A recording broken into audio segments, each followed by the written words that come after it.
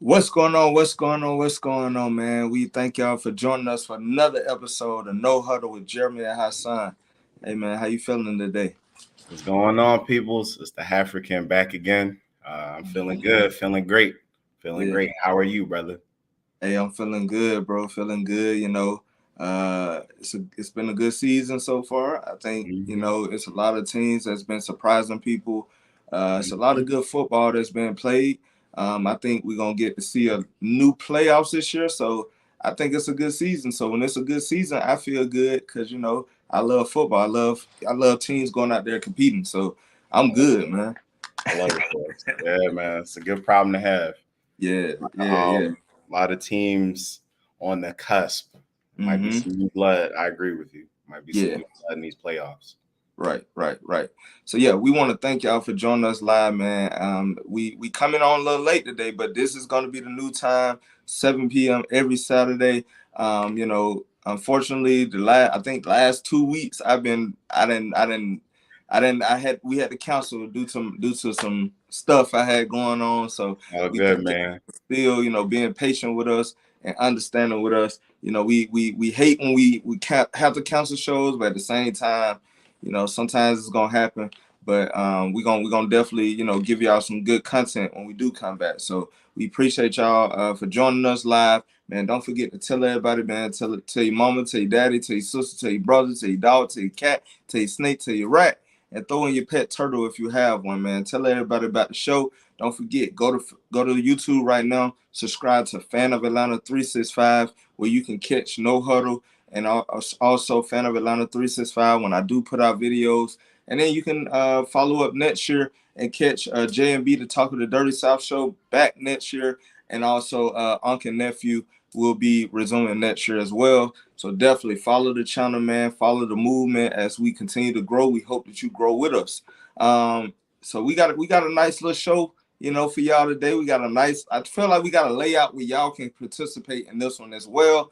Definitely put it in the comment box. If you got something to say, definitely put it in the comment box. We always gonna comment back. We'll shout you out. We'll show your message on the screen if we get any. So definitely, man, y'all participate. We enjoy the interaction. So definitely, man, just keep supporting us like y'all been doing, man. But before we get started, bro, do you got anything before we get going? Nah, man, I'm ready to get to it. Let's You get ready to to it. get to it? Let's get it. Let's get it. So the first topic today of discussion is gonna be your top five Oh, DBs and your top five running backs in this current season, the 2022-2023 season thus far.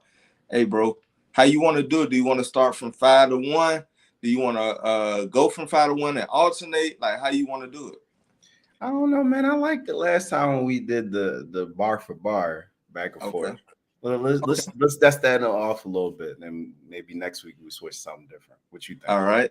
So we're gonna go down our top five list. We're gonna start with our DBs, and then we'll alternate. He'll give his he'll give his number five. I give my number five, and then we'll just alternate as such. So, hey man, who you got for number five at the DB?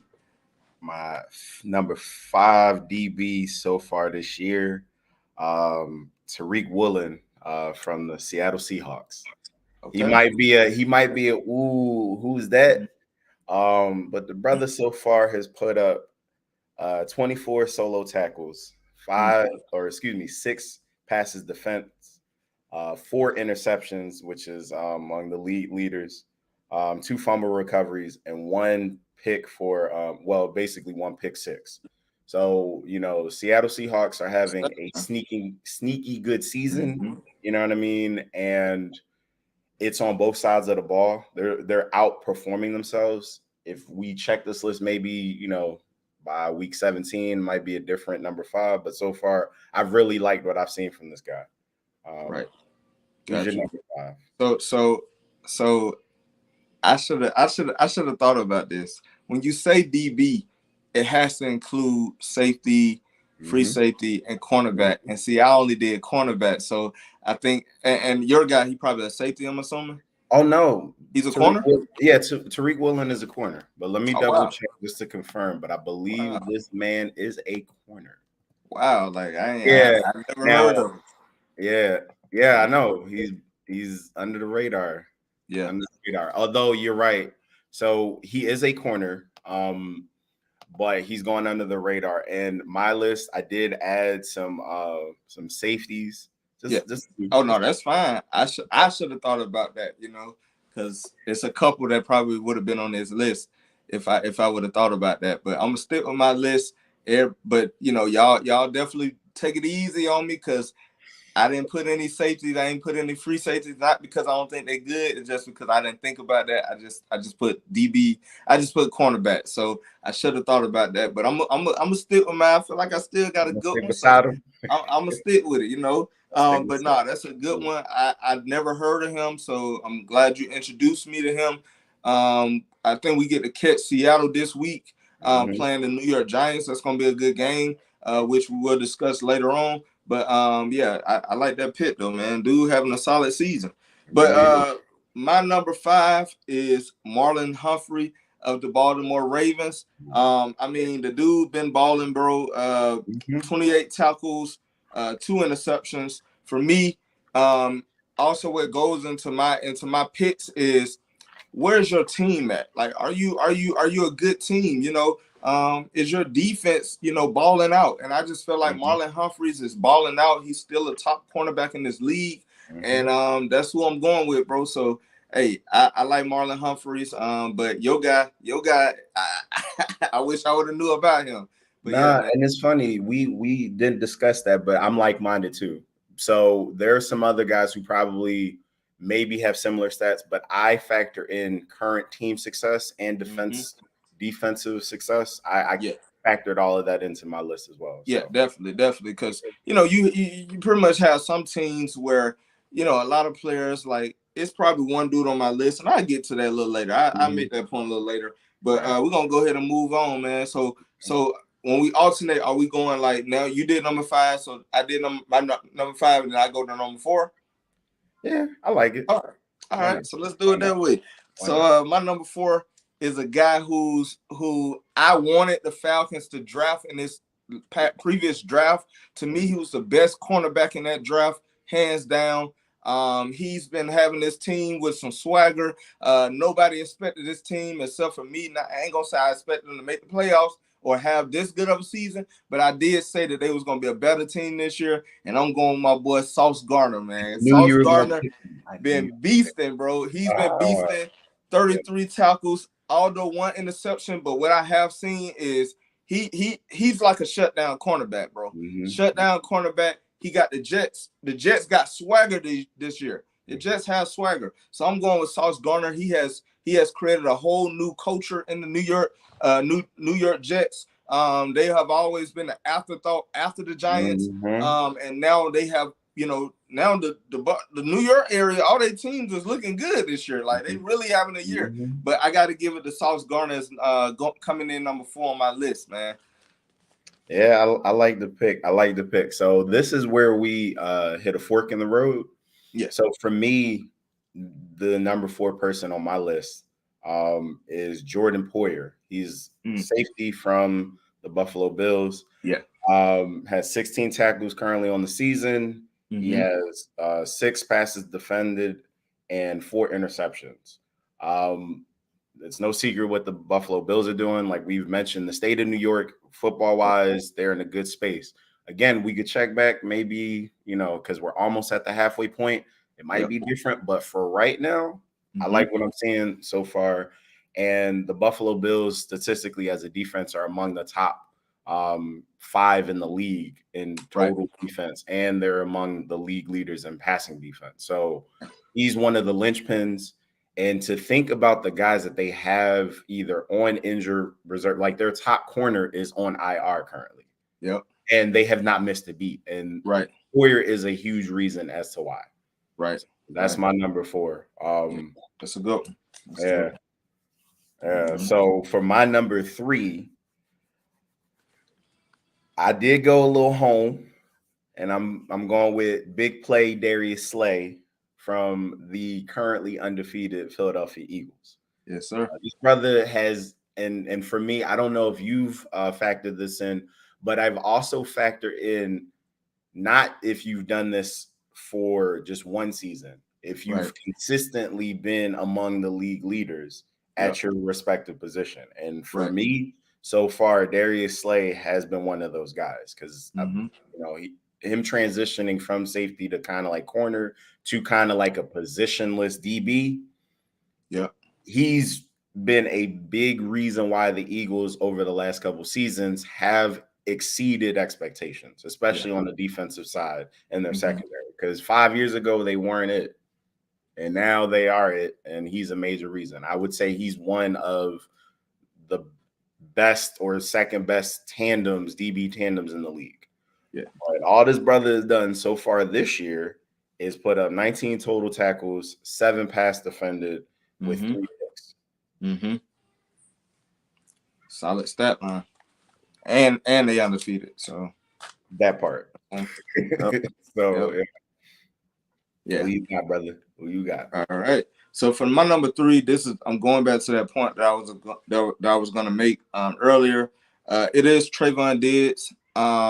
18 tackles, 3 interceptions. For me, Trayvon Diggs makes this list because he's gonna get the picks. You know what I'm saying? We know he's gonna be on whatever team best best wide receiver. Right. However, for me, when I look at the Dallas Cowboys, I look at you got Michael Parsons, who's going to wreak havoc, who's going to have the quarterback making probably some bad decisions because he's all in their face. And I just feel like Trayvon Diggs is a cornerback that bites a lot. He's a very aggressive cornerback, so it plays into his hands when a quarterback make bad decisions, or when a quarterback does not have time to wait for his receiver to do a double route or whatever like that. So a lot of times that plays into Trayvon Diggs' hands, and he's able to get a lot of picks. So I got him at my number 3, just because when you get those interceptions, that make you look good as a DB. To me, that's what matters to me. Somewhat solid tackles, 18. And we know what Trayvon Diggs is. He's going to be on your number 1 cornerback, and he just playing on a team that got a lot of talent on that defense. So I got him as my number 3. But like I said, he could be off this list if he didn't have the interceptions, just because I feel like he's surrounded by more talent on defense that helps him get more attention or more picks, because he's not really. I don't think he's really just shutting down wide receivers. I think he's just able to make a lot of picks just because his defense gets to the quarterback and they're making a lot of bad passes, which he is in the right place at the right time. But at the end of the day, he made my list top 3, so I got to give it to Trayvon Diggs, man. So it's funny that you gave it to Trayvon Diggs. So interestingly enough, he's actually my number 2 DB on this list. And guess who my number 2 is? Who's your number 2? Big Play Slay. Oh, Big Play Slay. So at the end of the day, we flip-flop. We flip-flop. But you know what's funny? So the things you said about Trayvon Diggs, while I understand them, for me, I think when I look at him, I look at his ball hawk skills. And you're right. Part of it is because he has an embarrassment of riches with the defensive talent he plays with. Right. However, for me, when I look at it, I look at where you are among the leaders of passes defended. Because not all of your stats are going to be just picks or forced fumbles or whatever, especially as a DB. It's like, all right, man-to-man or in zone, how many passes are you preventing the receiver from catching? Right. And he's currently number 2 in the league. And over the past several seasons, he's consistently been a high defender in terms of defending passes. Yes, he had the 11 picks last year. He had 3 picks his rookie year. So, I mean, and because he is aggressive, he reminds me a little bit of Jalen Ramsey. Right. And sometimes because he's aggressive and he can get beat because of his aggressiveness. But he does have top end speed to recover. And I've seen some of these interceptions. I'm like, wait a minute, brother. He looks sort of like a wideout catching somebody. Yeah. So I say all that to say, he is young on the list. He is still raw and learning what to do. But the results speak for themselves. His Right. team defensively is one of the best in the league. Mm-hmm. They made a turnaround last year. The sky's the limit for this guy, and he's Right. only in his third or fourth season. So, Yeah. but Yeah. it's funny you pick Big Play Slay, but I'm not mad Hey, at. big play Slay, because like I Yeah. said, been balling out. If you Mhm. really look at the Eagles game, he's balling out. Mhm. And when your team is looking the way the Eagles are looking, not Mhm. only on offense are they looking like that, but it's defense as well. And Yeah. big play Slay is a big reason why they Oh, they are are limiting quarterbacks from being able to throw the ball down the field, are limiting quarterbacks from being able to just get it to their best receiver. Big play absolutely. Slay is balling this year. Now, if you Absolutely. would have asked me the year I think that they traded for him or signed, I want to say they traded for Big Play Slay. When he first got on the Eagles, he just wasn't good. I thought maybe he was just a good player for the Detroit Lions, and then he Mhm. come to another team and he just wasn't playing as well. But now it seems like he's used to the scheme, and I Mhm. also feel like the new head coach has played a big role in him actually being better for this scheme, because now they're playing a lot of more one-on-one. Mhm. And the Eagles have a good defensive front. So now you just got to go out there and cover, and I think that's what Darius Slay been doing. And so I watched the Eagles and Cowboys game, and that's when I really like. For me, that's when I was like, okay, yeah, Darius Slay, that guy. He's still that guy. Mhm. And I like him this year. You already said his stats, man. What was it? Three interceptions, 19 tackles. I mean, I don't even know how many pass defensive plays he had, but He I can has only he has 7 so far.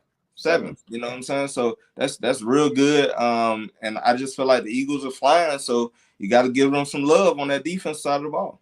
Absolutely. And Yep. what I like about him is he's been consistent.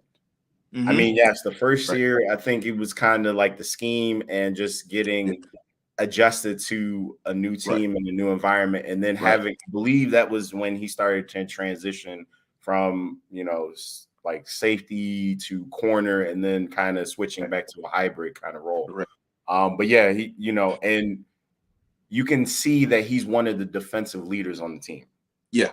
You Yeah. can tell that in the same way that, okay, Jalen Hurts is kind of like the face of the offense. Yeah. You could argue that he is technically the face of the defense, and Right. he has been for the past several seasons. Right. Um, Right. so Mm-hmm. yeah, I love the pick. I'm not mad at it. Um, Interestingly enough, I went home again. Okay. Okay. So my number one is, in my opinion, the most underrated defensive free agent signing, James Bradbury. Mm. He's my number one. Mm. Currently, he has 15 tackles, 9 passes defended, and 2 interceptions. Mm. And had and just from the eye test, that was what separated him from Darius Slay so far. Mm-hmm. Mm-hmm. Because looking at it, they both alternate between getting the best offensive player or the best pass catcher for a team. Right. Uh-oh. Can you hear me? I can hear you, but I can't see you. But it's all good. Maybe the folks at home can see you. Ah, there we go. Okay. But no, so basic basically just looking at him day in and day out, matching up, teams don't want to throw to either one of them. Right. It seems like they're a little more hesitant to throw to Bradbury. Mm-hmm. And I think we're seeing the maturation of this defense at its apex right now. They're scared. Right. Their defensive line is scary. And last year, their defensive line was scary. Mm-hmm. But last year, teams could kind of position away from big play Slay on the secondary because they were a little weak. But now Right. you can't do that. And you Yeah. literally have to pick your poison. And I believe that James Bradbury and his elevated play is the biggest reason why. Hey, I like it, bro. I like it. You stay at home, but at the same time, that's quality. I did Right. like James Bradbury when he would play with the Carolina Panthers. So I Right. got a lot of history with that guy because I Mhm. seen him a lot. But yeah, that was definitely a great free agent signing to get James Bradbury, another veteran, someone who can help Darius Slay out on that other side. And so far, I mean, they in the money right now, so they looking good with it. You know, it's a nice little tandem. But for me, my number one is Jamel Dean. Even though the Tampa Bay Buccaneers don't have the record, what Jamel Dean has been able to do, 36 tackles, 2 interceptions this year. You know, he's shutting stuff down. And you know, the Tampa Bay Buccaneers aren't losing because of their defense. They're losing because Tom Brady I think Tom Brady is washed. I think Tom Brady's season is over. And I told you once before, the Tampa Bay Buccaneers will not be making the playoffs this year. And they're not going far. So Tom Brady is starting to look like, you know, he's starting to look like Barsuda now. And also I feel like maybe these personal off the field issues are starting to play a role in his mindset. Like the way he's thinking about football, the way his love for the game, I think it's kind of decreasing. Or maybe his love for the game is not decreasing, but his willingness to put in that work that he normally used to put in. Because when you have issues off the field, you're worrying about that as well. And I think that's taken from him, from his focus on the game. Also, just seeing him go to a wedding, you know, the night before a game, like that's something Tom Brady would have never did, you know. But at the end of the day, his play is starting to show. But that defense is not great. Especially after last week, how what's his name, Lamar Jackson was able to just run through them like a cheap laxative. Also, it was another team that was able to run through them. Can't remember the team. I know Baltimore this past Thursday was able to just like do whatever they wanted to do in that second half. But Jamel Dean, he's been consistent all season, and unfortunately his team is not winning. But to see the stats he's putting up, to me that's enough for me. So I had to go with a player that is not on a good team, but he's looking good. Actually, my number one player was actually going to be somebody else, but he ended up getting hurt. AJ Terrell. He wasn't going to be my number one. He was going to be on my list, but when he got hurt, that kind of ended it for him, because I feel like, you know, the guy has been consistent. Although a lot of times they'll try to put the blame on him when it came to Michael Thomas, those 2 passes caught by Michael Thomas, but he played good defense. He played the best defense he could. Better offense is always going to be best, you know, good defense any day. So it is what it is. But I seen this man single-handedly shut down Amari Cooper to the point where they was like, hey, Amari Cooper, they trying to line this man up in the slot and trying to see if, you know, they can do trips right or trips left to try to see if they can, you know, I guess make them switch. And AJ Terrell was just bumping and running every time. And he took Amari Cooper out of the game. And we also seen him play Mike Evans. Debo Samuel didn't really have a big game against us. And Cooper Kupp had somewhat of a good game, but he also had some turnovers. So, you know, but at the same time, that was going to be my guy on the list. But unfortunately, he didn't make it. But I got to give it to Jamel Dean as my number one. I respect that. I think you're wrong though, but I at least respect it. Yeah, I mean, I'm most likely gonna be wrong on that one, because, you know, I should have. If I wish I would have knew we could have added. I wish I would have knew to add safeties. Buda Baker would have been on here. Yeah, no, I got a couple of them that would have been on here, but, you know, I had to stick with what I had. You know. Yeah, and I get that, because like when you normally think of DB, your immediate thought is corner. So I'm not mad at it, but I know, like, once I saw that the NFL started to position towards this DB concept or grouping, it opened it up for that, because you're seeing a lot more of what happened with Rod Woodson, where and Hackett as a corner, and then they transitioned, or he wasn't as impactful as a corner anymore, so they transitioned him to safety and, you know, some players like that. So I just kept that in mind when I thought of it. Right. Well, let's go ahead and transition to this next one. Your top 5 running backs. This year we got some solid run game going on. This year, it seems like it's going kind of back to that old school, you know, run the rock and then set up for the pass. So this one is definitely going to be interesting. But who you got at number 5, man? So really quick before I get into that, it's amazing looking at the yards per carry for these guys. Because before it used to feel like 4 yards a carry was like the super standard. 3.5 was kind of like mid level. Now these guys are putting up yards per carry that look like college football numbers. Yeah. In the NFL.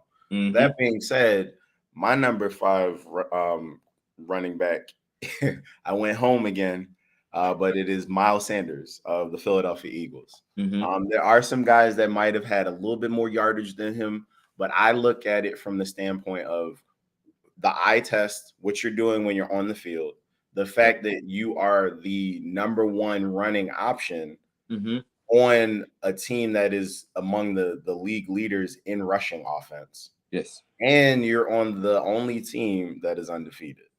Yep. And you're a key contributor as a running back. And you're fighting quality running backs like Boston Scott and like Gainwell for carries. Right. You're still the number 1 guy. So all this brother has done so far is put up 105 attempts. That's 9th currently in the league. He's put up 485 yards as of this week, and that's good for 8th in the league. And he's tied for 7th in touchdowns with 4 rushing touchdowns to a clip of 4.6 yards a carry. So that's my number 5. Yep. Who you got? So I had to stay with the home state, not the home team, the home state. Shout out to my boy Bush, man. He across the seas handling business, but shout out to his hometown, a little small town called Bainbridge, Georgia. Bainbridge, Georgia. It's country town in the south near Florida.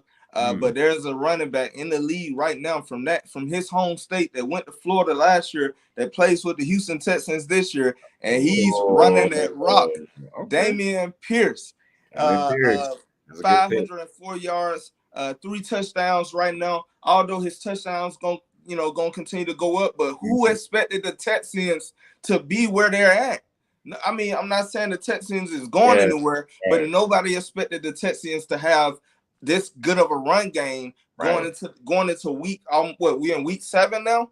Week 8, Week 8, yeah. So at the end of the day, given the circumstances, no talent really around him.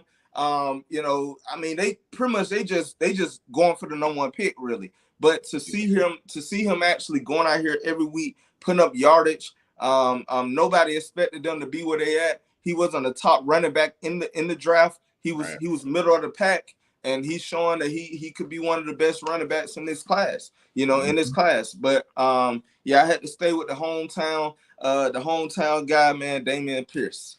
I'm not mad at it. Yep. That's a good pick. He was on the borderline for me. And the weird thing about some of these bottom feeders, even though there are a few teams that are bottom feeders who shouldn't be, I feel like there aren't as many blowouts as you would expect. A lot of these teams are in games, and the Houston Texans, they have been in a lot of these games. They could have gone either way, and I would imagine or suspect he and surprisingly David Mills, they're part of it. Right. Shout out to Merritt Gallara, man. He said, "What's up? What's going on, Merritt? How you doing, man? How you doing, man? Let us know. Check in with us. Let us know who your top 5 DBs, if you have any. Let us know who your top 5 running backs. That's the topic we discussing right now, man. But we appreciate your support. Appreciate you for chiming in, man. What's going on? So my number 4. I had to go at the King, man. And the reason why is because, and that's Derrick Henry. Derrick Henry is running that rock. And given the circumstances as well, nobody really expected Tennessee to be where they're at because they knew that they lost A.J. Brown. We knew that the Tennessee Titans was probably going to be middle of the pack this year, probably barely make it into the playoffs. But Derrick Henry, he picked up where he left off at, coming off AC. I think he had an ACL injury last year, coming off that injury and just picking back up where he left off at. He started off the season a little slow, but now he's starting to get his groove, and I got him at 536 yards, 5 touchdowns. Hey, man, one of the best running backs in the league. And to me, he doing it again. He's showing back out again. Yep. I'm not mad at the pick. I'm not mad at the pick. Before you get going, man, shout out Merrick Galar. He said, I'm doing good, man. That's good, bro. We glad to know that you're doing good. Hey, we appreciate you for joining us, bro. Appreciate you checking in, Merrick. Yeah, feel free to chime in whenever you want, man.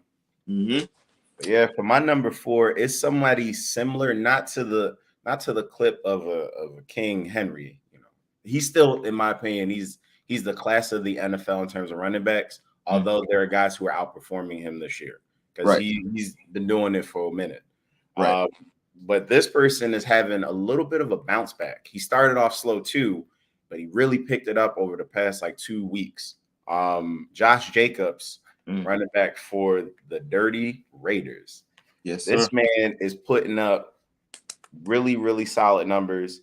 Currently 6th in the league in rushing attempts. He's 3rd in the league in rushing yards, and he's tied for 2nd with touchdowns. So he has 111 attempts at the clip of 633 yards, and we're only at the halfway point of the season. But has 6 touchdowns, and he's rushing at 5.7 yards a carry. You know, like, these are crazy numbers to, like, if he didn't rush another like down, these would be solid numbers. And his yards per carry average is kind of ridiculous. We're going towards college football numbers. Right. And what really did it for me was last week when he put up 3 rushing touchdowns. Like, they're not losing because of Josh Jacobs. They're not losing.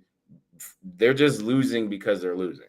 But he is doing everything he possibly can to put them in positions to win and create a balanced offense. It's just not producing the desired result. Correct. Yep. So who you got for number 3, my guy? My number 3 is the guy you just said, Josh Jacobs. I mean, you know what I'm saying? Like, he balling, bro. He's balling. Unfortunately, the Raiders, everybody know, if you know me, I'm a secret Raiders fan. I love the Raiders since they was the Oakland Raiders. So, you know, I go back. And Josh Jacobs, to me, he looking like he back at college. You know, he looking like he back at Alabama running the rock. Just going based off what you just said, man, like, the Raiders aren't losing games because of Josh Jacobs. Oh, no. The Raiders are losing games because they just not performing on the level that everybody expected them to perform on. Absolutely. And you know, I want to pat myself on the back again. Oh, I told you. Oh. Devontae Adams. Yes, they played as teammates in college, and they were great. And Devontae Adams was great with Aaron Rodgers. Give you credit where credit is due. However, just because you're great on one team don't mean you're just gonna go to another team and pick up. We also have to understand that Aaron Rodgers and Derek Carr are 2 different type of quarterbacks. True. I like Derek Carr as well, but Derek Carr kind of reminds me of a quarterback that's above average, but he's not gonna make a team better. He's just gonna be good enough to if he got a good defense, if he got good playmakers around him, he can play good, but he's not really gonna tilt the pendulum towards your way. And I just feel like Devontae Adams, we thought that was going to be a great, you know, acquisition for the Raiders and get them to the promised land. However, it just haven't worked out to the expectations that everybody else had, except for your boy. But at the same time, Josh Jacobs is killing the game, man. You already told, like, 6th in the league, tied for second in rushing touchdowns. The man that rushed for 633 yards, 6 touchdowns, bro. I mean, come on, man. And that's not even counting. And that's not even counting the receiving yards. That's just his rushing game. So for me, Josh Jacobs is my number 3. It's funny. We actually flip-flop. So my number 3 is Derrick Henry, King Derrick. So he's currently 2nd in the league in rushing attempts, 5th in the league in rushing yards, and he's tied for 5th in touchdowns. And he's putting up a more than respectable 4 yards a carry. So, I mean, you know, he's another guy that they're not losing because of him. might be the one that's attempting to hold this whole thing together before Yep. it completely implodes. Because both of those teams were expected to at least be competing for the playoffs. Right Right. now, it doesn't look like it. And if Yep. it wasn't for the fact that, a lot of the teams in their divisions were underperforming, it would be these would be lottery teams, but they're still Right. technically in the fight for the division. Right. Technically, Right. I would say that the Raiders have a higher mountain to climb because you got the Chiefs and the Chargers, Yep. and unfortunately the Broncos are underperforming, but still, it's not because of these guys. Like, Yeah. It's not. Who you got for number 2 though? That's why. So number 2, I had to go with the Penn State guy, the Penn State Nittany Lion. Nothing wrong with that. Saquon Barkley. Saquon Barkley, and he's on my fantasy team. A lot of people is like, why you draft him? I mean, I get it, but at the same time, number 3 overall. Hey man, for me, I said it going into the season. If Saquon can stay healthy this year, I think he's gonna pick up where he left off at before the injuries. Like when his rookie season, he looking like he back in his rookie season, just killing the game, man, getting all these yards. The Giants are in the Giants, man. Whoever expected the Giants to be where they at with that quarterback that they have? He's still putting up numbers, even though a lot of teams are stacking the box. This man is still putting up numbers. The price is the price. It was, to me, hands down, 726 rushing yards. I mean, he gonna reach 1,000 in the next 3 games. He gonna be over 1,000 yards rushing easily. 4 touchdowns for me. Nobody expected Saquon. I think we expected Saquon to still have a good season, but nobody expected him to be rushing, and nobody expected the Giants to be where they're at. And absolutely. Saquon Barkley is one of the main reasons they're where they at. So for me, Saquon Barkley, bro. We agree, man. He's my number 2 as well. And for a lot of the reasons you mentioned, like, and the part that gets me is he's rushing at 5 yards a carry. So, I mean, okay, we back. Yep. He took a little pause, but yeah, no, I agree with you. I had Saquon as well. He's my number 2 running back. He only wasn't the number 1 guy because I had to give credit where credit is due, and this guy has been consistently among the league leaders, if not the league leader, for the past several seasons. He's been consistent, and I'm not knocking Saquon, but his injuries unfortunately sapped a lot of that over the past couple of years. But yeah, I think again, it's a little too early. We're halfway in the season, but I'm rooting for him to stay healthy. And if he stays healthy, he's going to put up mad numbers. And I honestly think that if he stays healthy this year, he'll continue to figure out how to stay healthy for the rest of his career. Right. Because he wasn't somebody that was injury prone in college. And he was someone that was comfortable handling a lot of like carries and things like that. Right. And heavy workload, and still being able to outperform year in year. Right. So, right. Yeah. The sky's the limit. And it's crazy because you mentioned earlier in our conversation how a lot of offenses seem to be reverting back to the traditional like bell cow, where it's like one guy and you're not really looking for him to be a dual threat. You're looking for him to attack, get the yards, move the chains, and not so much of this dancing east and west kind of stuff. He's a north-south runner. He's running hard. He's running decisive. It's really good to watch. Yeah, and I selfishly root for him because he's from my alma mater. So yeah, man. All right, man. Who you got for number 1? My number 1, this brother has been doing it and has been doing it for a minute. Nick Chubb of the Cleveland Browns. Yeah, they are who they are. I mean, they're not playing with a full deck. We know that their supposed savior is going to be showing up in week 12, and they're playing with a replacement level quarterback. But Nick Chubb is currently 3rd in the league in rushing attempts at 126.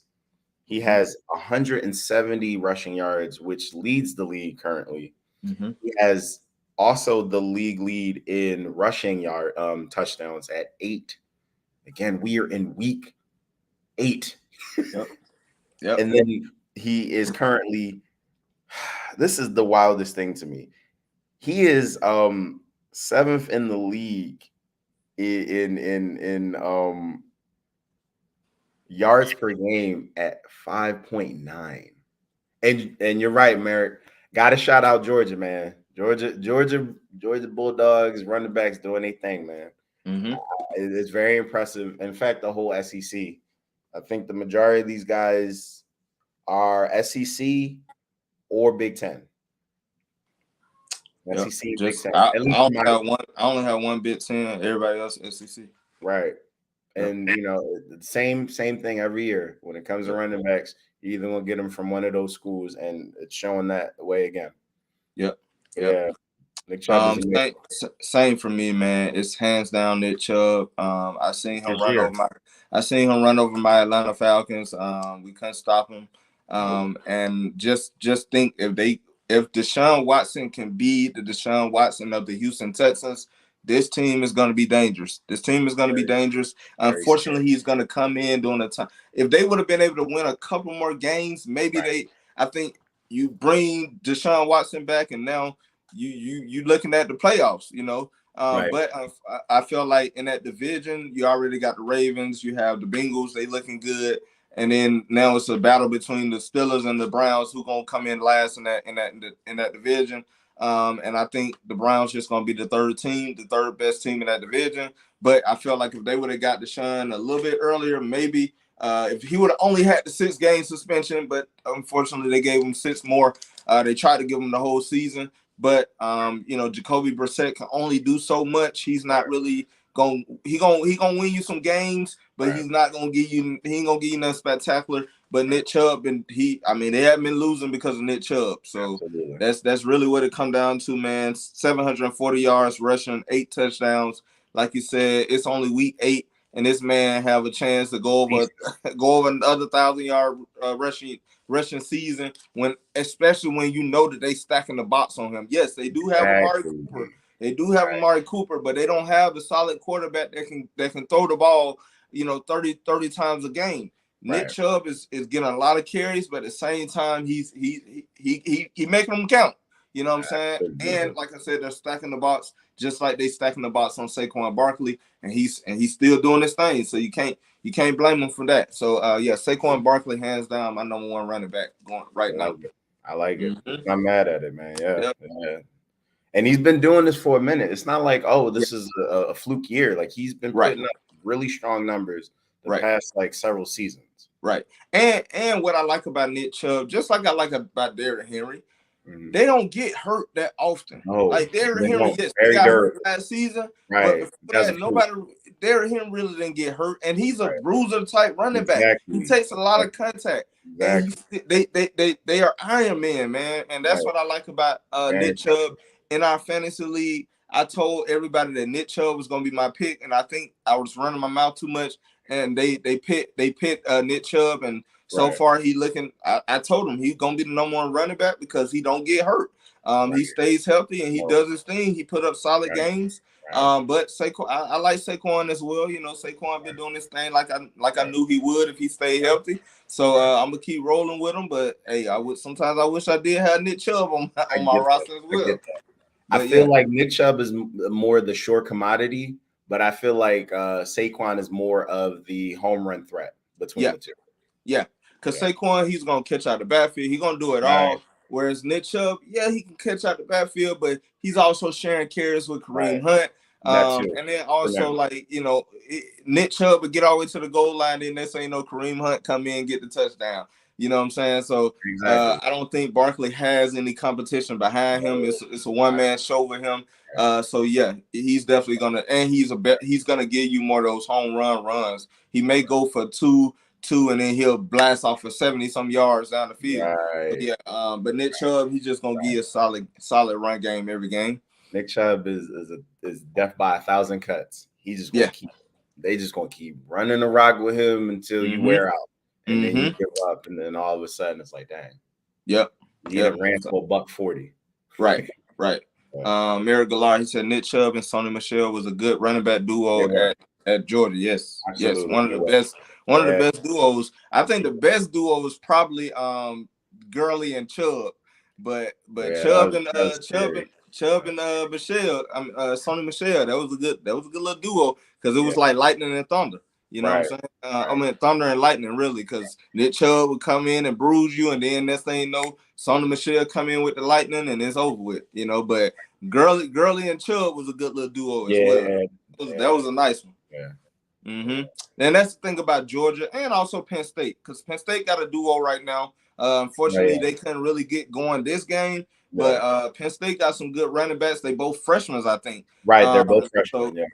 So you know, Penn State have been able to produce some running backs in the past few years, but Georgia definitely has produced a lot of running backs in this league.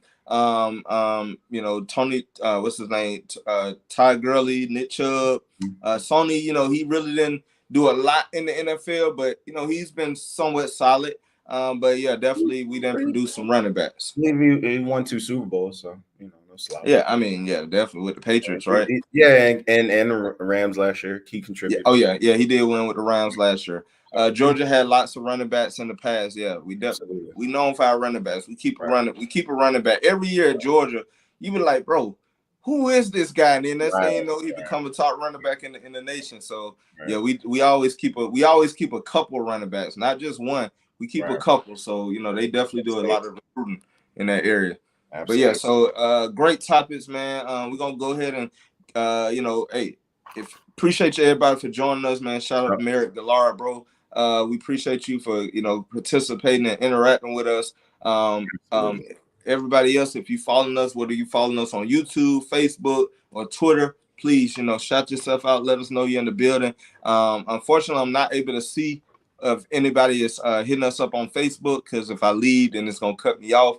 But you know, if y'all commenting on Facebook, man, we'll see the comments a little later. But we appreciate everybody's support. Don't forget, man, go to YouTube right now. If you hear me, go to YouTube, type in Fan of Atlanta 365, man. You can catch us live every Saturday at 7 p.m. Subscribe to the channel, like, comment, share these videos. Comment if you got something to say, because we always going to comment back, man. Don't forget to tell your mama, tell your daddy, tell your sister, tell your brother, tell your dog, tell your cat, tell your snake, tell your rat, and throw in your pet goldfish if you have one, man. Tell everybody about the show, No Huddle, with Jeramy and Hassan, man. So, hey, before we get on to the next topic, you got anything for the people?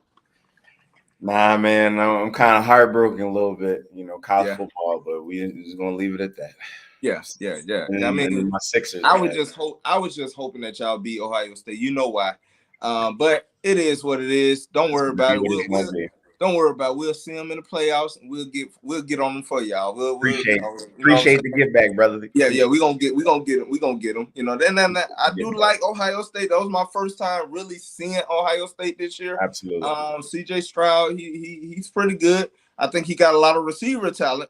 You know, kind of like a Bryce Young who just had all that receiver talent. Do I think he's a great quarterback, or do I think he's going to be a top draft pick just because he has that talent behind him? Absolutely. Just like Justin Fields, he had all that talent, and then Justin Fields in the NFL is not looking like the Justin Fields in college. But at the end of the day, that's how the cookie crumbles. At the end of the day, he's doing his thing. But Marvin Harrison Jr., dude is a beast. Dude is a product beast. of Philadelphia's own. Yep. He single-handedly won them the game on offense, because I feel like just really quick on that, we were in that game for the majority of the time. I will give credit where credit is due. Stroud made the throws that he needed to make. Yes. And he avoided a lot of turnovers, but I could tell that he was a little more rattled than other teams rattled him in the past. It just we did. I could see that. But his security blanket was Marvin Harrison Jr., looking a whole lot like his father. Right. Shout out to the legend, you know, Marvin Harrison, who is my favorite wide receiver in the history of NFL. Grossly underrated guy, man. Wow. Who is Marvin Harrison Jr.? Is he a freshman?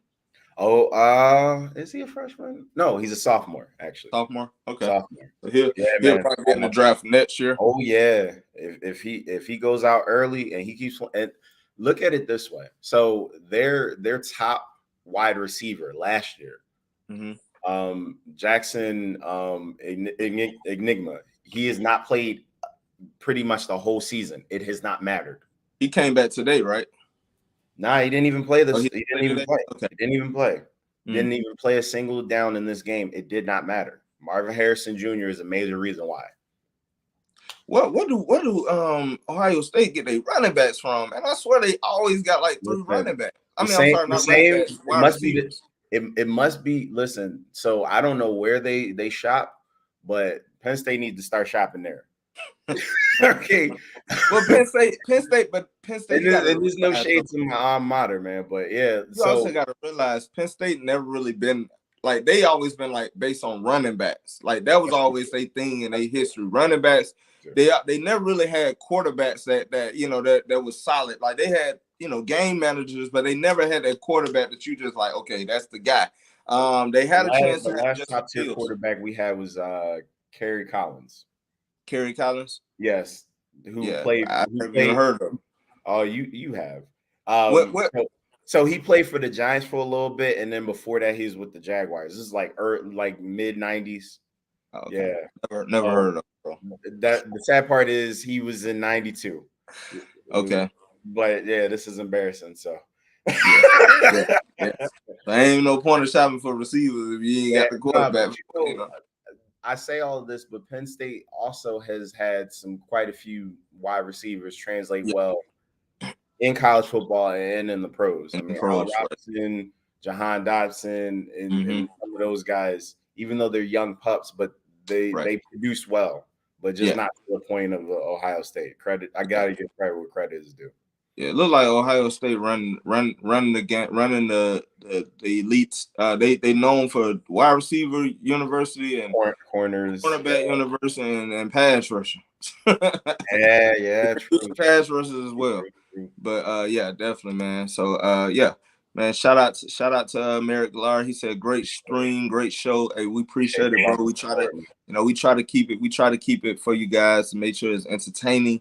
But at the same time, we like for y'all to show y'all our football knowledge, not just our teams. We like to focus on the NFL, and so I think it's a great show as well, man. So, but we appreciate you for joining us. If you ever want to come on live, you know, definitely let us know. Give us like a week in advance, because we like already have our topic so we can have time to research. But yeah, if you want to ever join the live, man, let us know. Hit us up in the comment box. You can DM us on Facebook or YouTube, whatever you can get in contact with us on. Definitely, man, DM us. Let us know you want to join the show, man. But we appreciate the support. So we're gonna go ahead and transition to the next topic. The next topic, I think, is gonna be good. Mary Galar, I think you'll like this one, man. This topic is, which quarterback under the age of 30 is more likely to win a Super Bowl first? Hey, man, who you got? Listen, it's the boy wonder, man. Patrick Mahomes, brother. See, Patrick Mahomes. Patrick Mahomes, he already have a Super Bowl. Exactly. And he can run it back. So you say he gonna win another one first before any of the quarterbacks that's under 30 gonna win one? I believe 100% that Patrick Mahomes mess around and win one this year. Y'all play with him if you want to. I mean, yes. Granted, he didn't win it last year, and he didn't win it the year before that. And the guy who is his biggest threat has not beaten him in the playoffs. This guy hasn't been in the league 10 years, and he already has a 8-3 playoff record. The only two defeats the main defeats that he's had have been from Tom Brady. If Tom Brady retired 2 or 3 years ago, he might have 3 or 4 now. Right. Not to mention, he currently has the top scoring offense without his longtime number one wide receiver, Tyreek Hill. Everyone was kind of like, oh, is his numbers going to fall off? All he's doing is still putting up crazy numbers. Not to mention, they're number 2 in total yards and in passing.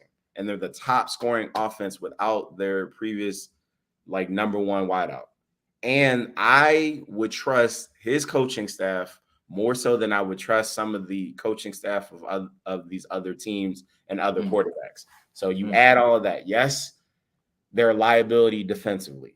However, that does not mean I've seen teams that have had middle of the road defenses, but have a Hall of Fame caliber quarterback win Super Bowls. Put all that in the blender. He's if I had to bet, and I'm not a betting man for my own reasons, but if I had to put money on the table, Patrick Mahomes is going to be my bet. He's about as safe a bet as you can get. And the kid is only 27 years old.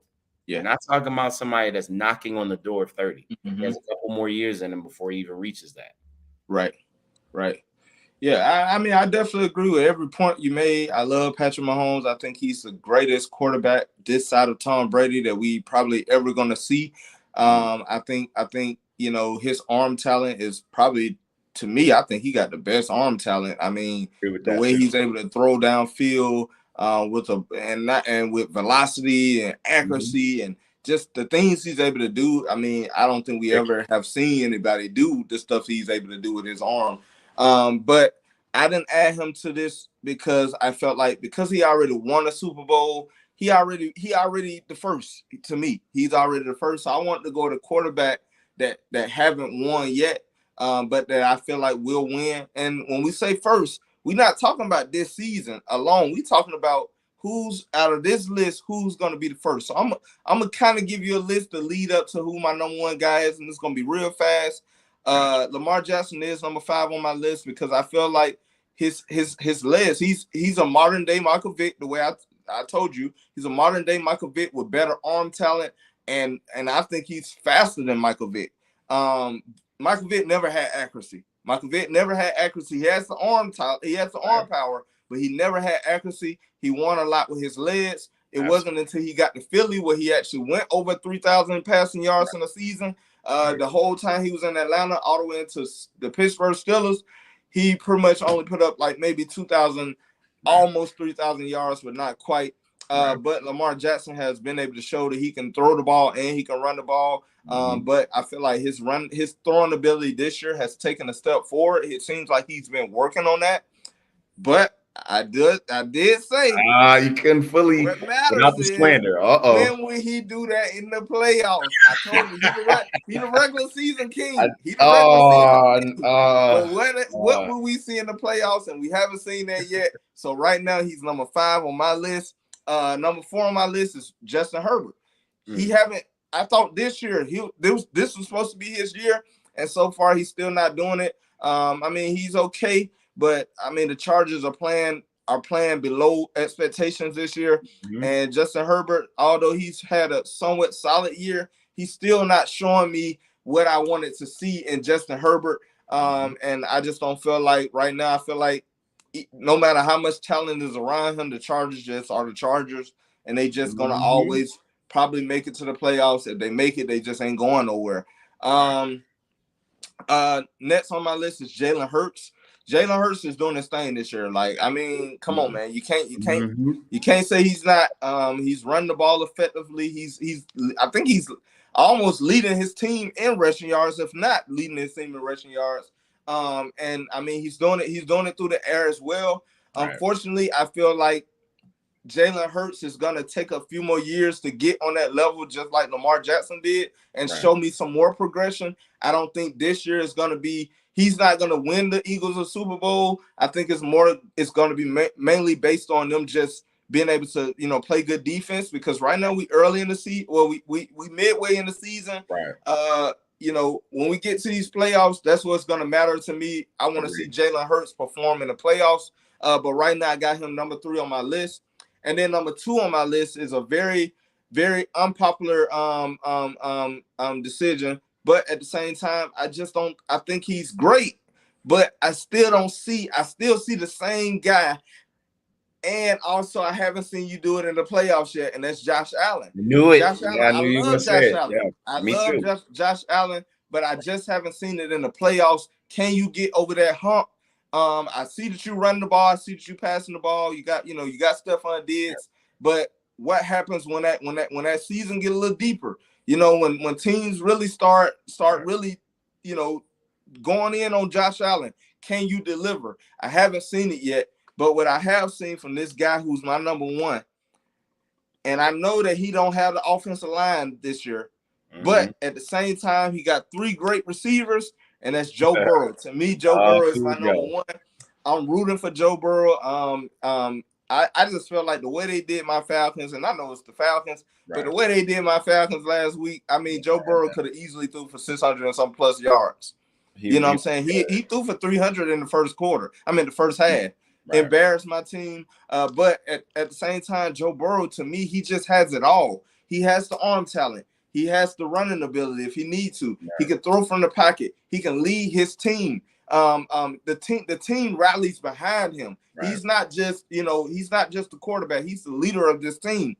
Now, defense can be better for them, but I feel like their offense, you got to match up against them receivers. It's pick your poison pretty much. And I just feel like then you got Joe Mixon coming out the backfield. Although Joe Mixon not having the best season, but if he could just give you a good little 50, maybe 60 yards rushing, I think Joe Burrow can do his thing. So Joe Burrow to me is the most likely to win a Super Bowl first.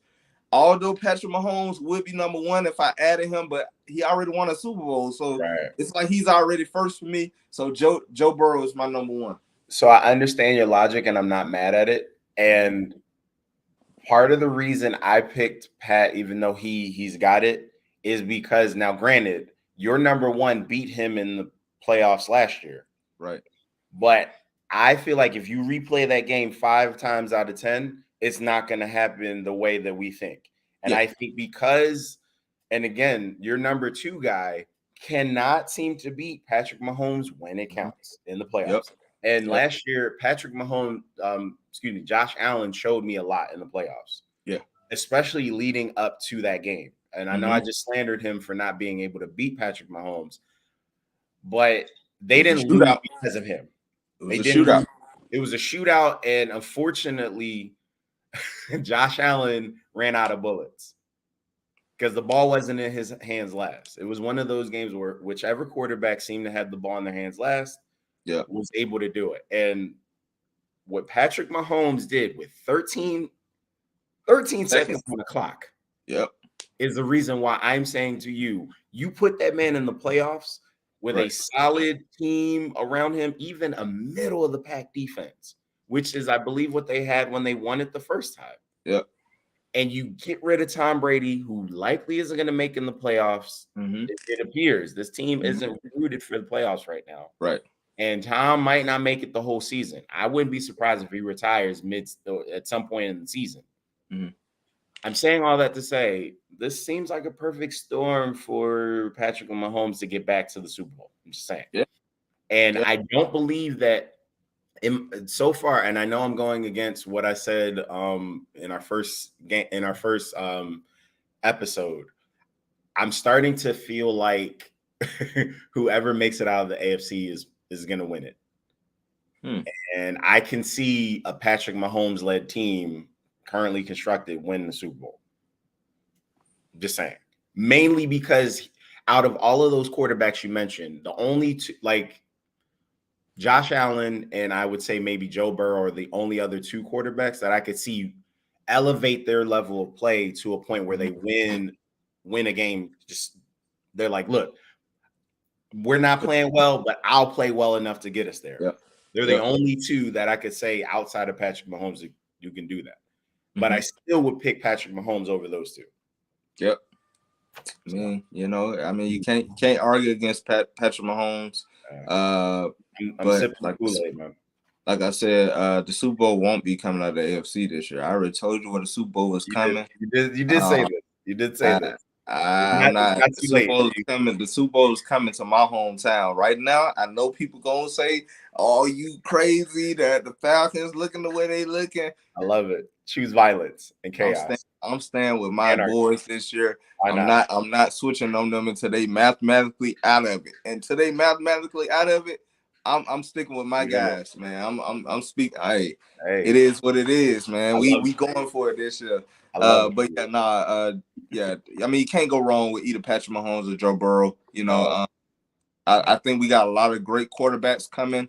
Absolutely. coming into this this is gonna be a good generation where you're gonna be able to look back and you're gonna be like, man, they had a lot of talent at that quarterback position. What I like, you got a lot of black quarterbacks. You also got a lot of white Right. quarterbacks as well. But It's a good mix.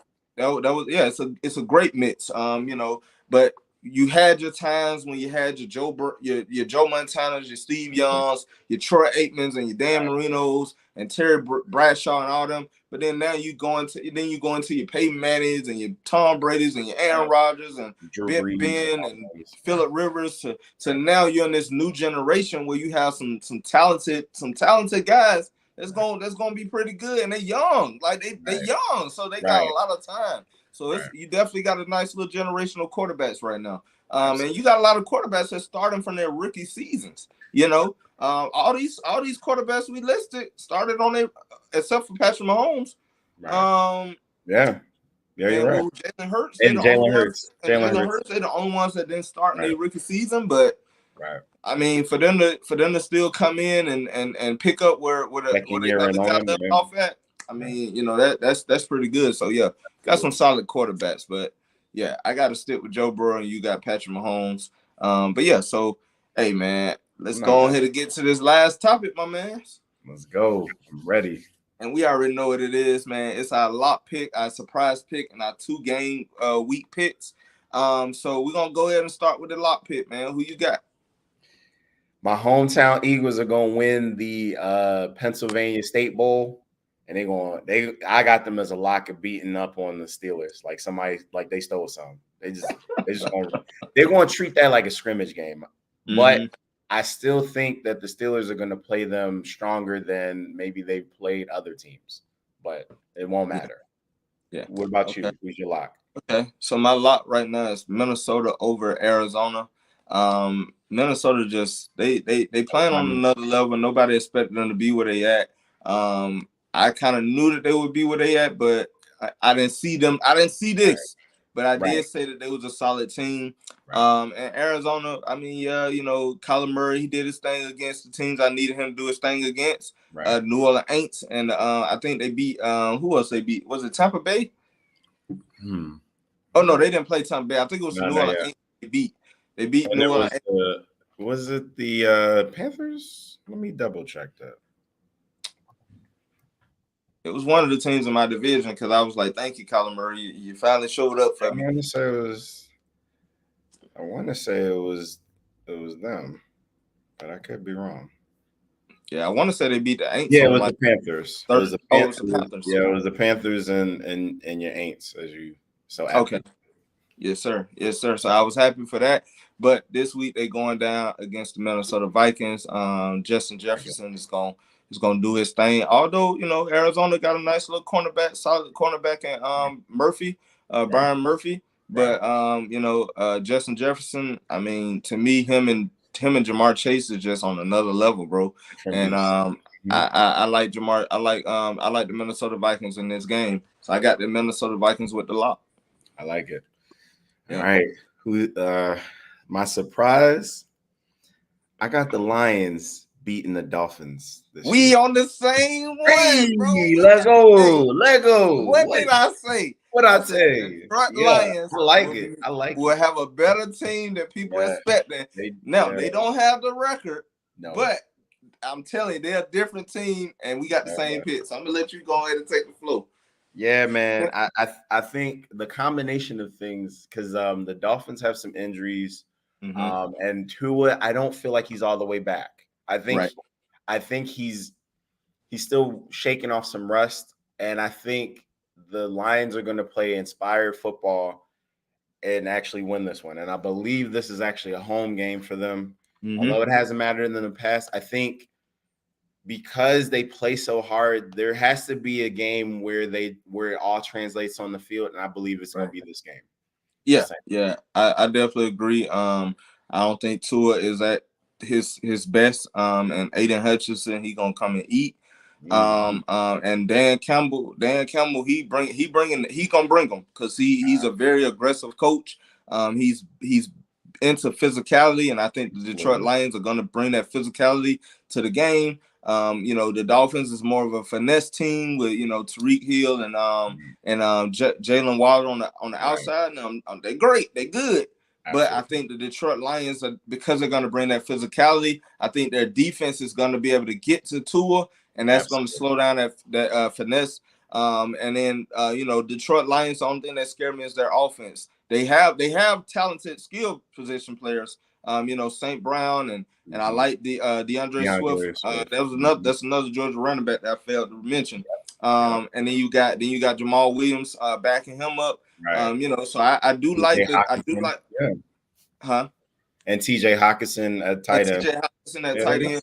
So I definitely like the Detroit Lions when they come to their skill players. It's just the quarterback is the only thing. But if Jared Goff can just be a game manager, not turn over the ball, I think the Detroit Lions defense will show up. But and then I think DeAndre Swift is going to go off for a lot of yards. The Miami Dolphins defense is not as good as they have normally been in the past. Absolutely. I think the Lions can take advantage of this defense a little bit if Jared Goff can just game manage. Just don't turn over the ball, give it to the running back, let him do his thing, and then let the defense take over. So I got the Detroit Lions as well over the Minnesota Vikings. I'm sorry, the Miami Dolphins as a surprise pick. I like it. All right. So now we on to the last subjects. We're gonna get to the last one. So we already picked our game before. So first we're gonna start off with this game, man. The New York Giants at the Seattle Seahawks. Hey man, who you got? I got the Giants, man. I got the Giants. I think this is another one where it's gonna be an upset. What about you? I got the Seattle Seahawks. Hey man, I'm not mad at it. Seahawks. The Seahawks. Geno been playing on another level. Nobody expected Geno. I mean, Geno. I'm like, Geno, you an ugly quarterback, bro. You an ugly dude, but you balling this year. I ain't gonna lie, you balling this year. And Seattle, nobody expected Seattle to be where they at. But I do feel like Seattle is just that surprise team. And I think this is gonna be a trap. I think this is going to be a trap game for the New York Giants. I think that the Giants are run. They high right now. They on their high horse. But I think the Seattle Seahawks is in Seattle. It's going to be loud. And them fans, they show up. And I think that's going to be the determining factor for this game. The Seattle Seahawks 12th man is going to show up, and the Giants are not going to be able to hear the calls. I think Saquon is going to have a good game. But I think the Seattle Seahawks is going to have a more balanced game that's going to equate to them winning this game. It's funny. I actually picked them for a different reason. I think Brian Daboll, they're buying in the entire team. Mm-hmm. And I bring that up because I think they're a well-coached, disciplined football team. Mm-hmm. And although Geno Smith is playing excellent, I feel like this might be a game where it'll come down to who makes the least amount of mistakes. Yep. And for that reason, I'm siding with the Giants because they've been in games mainly because they play disciplined football. They run the ball, and Daniel Jones has settled in currently as a game manager. Mm-hmm. He doesn't play outside of himself. And out of the two quarterbacks, I expect Geno Smith more likely to try to do too much and play outside of himself. Yep. And that one mistake may cost them the game. And I think this is the game for that. Got you. I mean, you can't. Yeah, I mean, both teams is they have you can make a case that both teams can win. Absolutely. Definitely, I like the Giants, but I just feel like this game is gonna kind of bring them back to earth. But at the same time, they're gonna need that loss because right now they're on their high horse, and I don't want them to get too high thinking that they that team. And next thing you know, they get to the playoffs, and you just like, the Giants back. They are who we They are who we thought they were. Right. In the words of the great Dennis Green. But yeah, so we're going to go ahead and get to this next game, man. The last game, we got the San Francisco 49ers at my boys, LA Rams. Hey, bro, who you got? Come on, man. You ain't even got to ask. You ain't even got to ask, bro. We don't got Debo Smith in this game. Debo Samuel? Debo Samuel. Yeah, Debo Samuel's out of this game.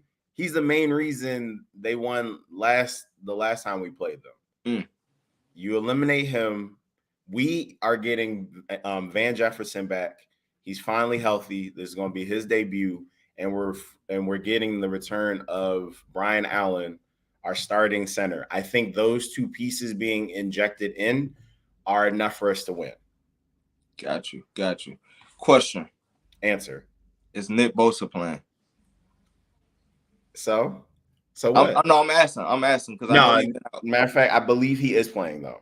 He's playing. I do believe Nick Bosa is playing. Unfortunately. Okay.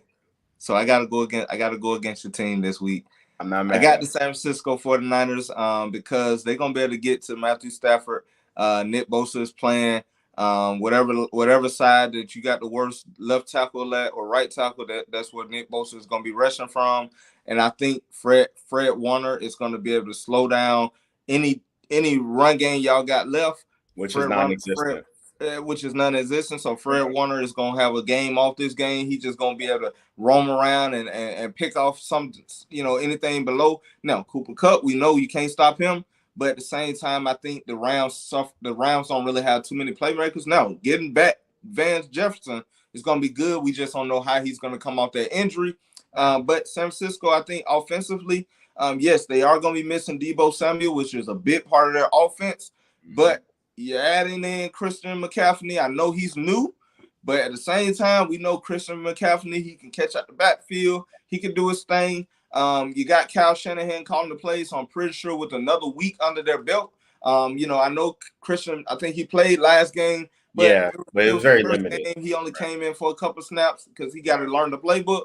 But you give them an extra week now. Christian McCaffrey should be a little bit more comfortable in with what's going on. And I think he's going to show up this game, and that's going to be the determining factor of why the San Francisco 49ers will win this game, because Christian McCaffrey will be a weapon that Jimmy Garoppolo will be able to dump it off. And, they ain't going to run at Aaron Donald. They're not doing that, but they're going to get a lot of outside zone runs and also a lot of screen plays and a lot of dumping off to the running back on the outside, to get away from Aaron Donald. And I think that the quick passing game is what's going to be able to determine the factor. You got George Kittle, one of the best tight ends in the league. Brandon Ayuk, he's been playing pretty solid. So I think that's what's going to be the determining factor. Just a lot of short game and just defensively just dominating against the Rams. Except for Cooper Kupp, that's it. But when you only got Cooper Kupp, you can't win games like that. But I do feel like the Rams, they're gonna be missing. They still missing something on their offensive line. And yes, get a center back. Any offensive lineman that they get back is always a plus. But I think the San Francisco 49ers defensive line is dangerous when they're healthy. And I think getting Nick Bosa back is gonna be able to prove that theory. So I had to go against the Rams this week, but it's gonna be a good game. It's always a division game, so absolutely, you never know what's gonna happen. Exactly. But I got to go at San Francisco at the Rams. Gotcha. I'm not mad at it. Yeah. So hey man, it's been a great episode. Another great episode in the books, man. Definitely catch us live every Saturday at 7:00 p.m. now. We thank everybody for joining us, man. It's been a great show. Next week is we're gonna come back with another show. But if I have anything coming up, I'll let my mans know ahead of time so we can let y'all know ahead of time. Or if he have anything, I'm pretty sure he'll let me know ahead of time so we can go ahead and let y'all know instead of keeping y'all waiting, until the next week, hoping that we go live. But we gonna try not to do that to y'all again. But we appreciate y'all for joining us live, man. Go to YouTube right now. Subscribe to Fan of Atlanta 365, where you can catch No Huddle every Saturday at 7 p.m. Eastern time. You can also catch Fan of Atlanta 365 when I drop some videos. But other than that, man, hey, you got anything for the people? Hey, man, shout out to the Phillies. I'm not a Phillies fan, but I am a Philadelphia fan. Yeah. I'm rooting for them. Game 2. Let's get them.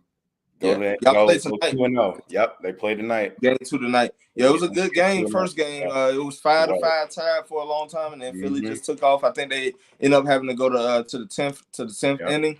But yeah, shout out to the Phillies, man.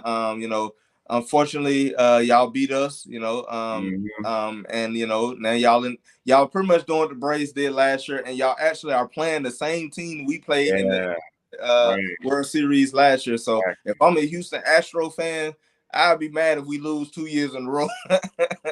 I'm rooting for them to lose 2 years in a row. Yeah, as a Yankees fan. As a Yankees fan. I said what I Right, said. right. The enemy of my enemy is my friend. Right. But the Philadelphia's, I mean, if you're in Philadelphia right now, you're looking pretty with the Flyers and the Phillies and Sixers, Philadelphia Eagles. Sixers just not, they're not giving what they're supposed to give. We spent a whole week talking about that. Yeah, but hey, you're looking good professional wise. You're looking good. I don't know how the Sixers look. The Sixers, how they looking?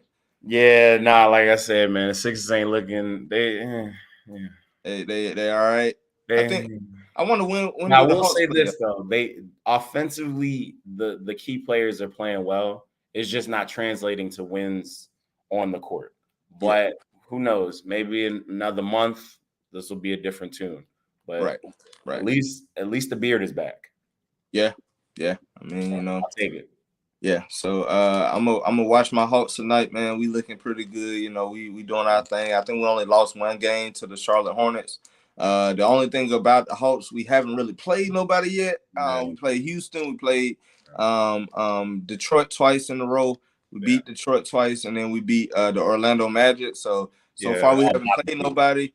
I forgot who we played tonight. I don't know who we played tonight, but Javante Murray and DeJounte Murray and Trae Young looking good, bro. They balling out, man. Had a great game last night, so hopefully we can win another one tonight. And just you guys are currently playing the Bucks.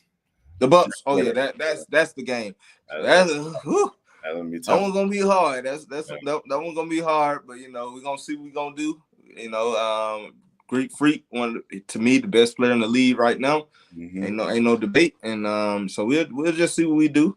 But at the end of the day, man, hey, we lose, but I'm just happy to see my Hawks, looking good this year so far. So it is what it is. But hey, man, it's been a great episode of No Huddle. We thank y'all for joining us, man. It's been please definitely subscribe to the channel, Fan of Atlanta 365. Like, share, comment on these videos if you got something to say, because we always gonna come in back. Don't forget to tell everybody, man. Tell your mama, tell your daddy, tell your sister, tell your brother, tell your dog, tell your cat, tell your snake, tell your rat, and throw in your Milwaukee Buck if you have one, because my Hawks about to have one tonight. So hey, man, it's been another episode of No Huddle. We'll catch y'all live next Saturday. We out of here. Y'all be safe. Peace out. Yes, sir.